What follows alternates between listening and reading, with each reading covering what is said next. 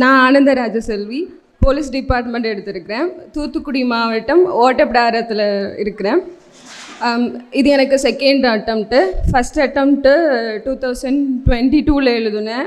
Second attempt 2024. First அட்டம்ப்டில் 140 போட்டிருந்தேன்.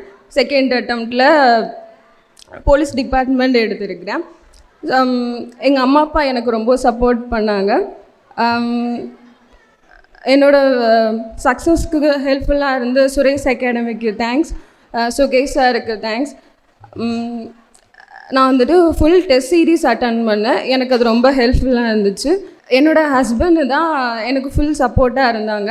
அனைவருக்கும் வணக்கம். சுரேஷ் சாருக்கு ரொம்ப நன்றி. என்னுடைய ஒய்ஃப் வந்து குரூப் 4 2024 போலீஸ் டிபார்ட்மெண்ட் எடுத்திருக்காங்க. நாங்கள் வந்து தூத்துக்குடி மாவட்டம் ஓட்டப்பிடாரம் தான்.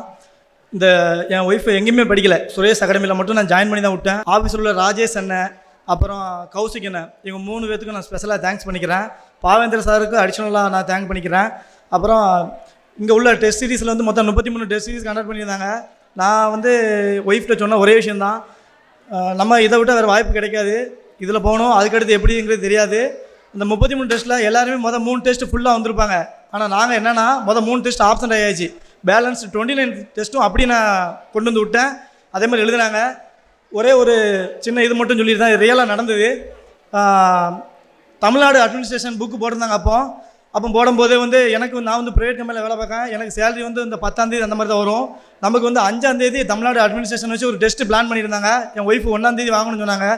அப்போது என்னால் வாங்க முடியல. நான் சொன்னேன், இதுக்கு என்ன பண்ணலான்னு சொல்லி கேட்டேன். அப்போ பாலகுரு சார் வந்து நேராக கிளாஸுக்கு வந்திருக்காங்க. வந்து யார் தமிழில் 75 அவுட் ஆஃப் 75 எடுக்காங்களோ அவங்களுக்கு நீங்கள் என்ன கேட்டாலும் வாங்கித்தரேன் அப்படின்னு சொல்லியிருந்தாங்களாம்.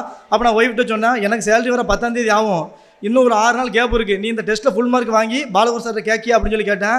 முடியுமான்னு சொன்னாங்க. முடியும்னு பண்ணேன். அதே மாதிரி 75 அவுட் ஆஃப் 75 தமிழில் போட்டு அதே Tamil Nadu administration book Balaguru sir கையால் நான் வாங்கினேன்.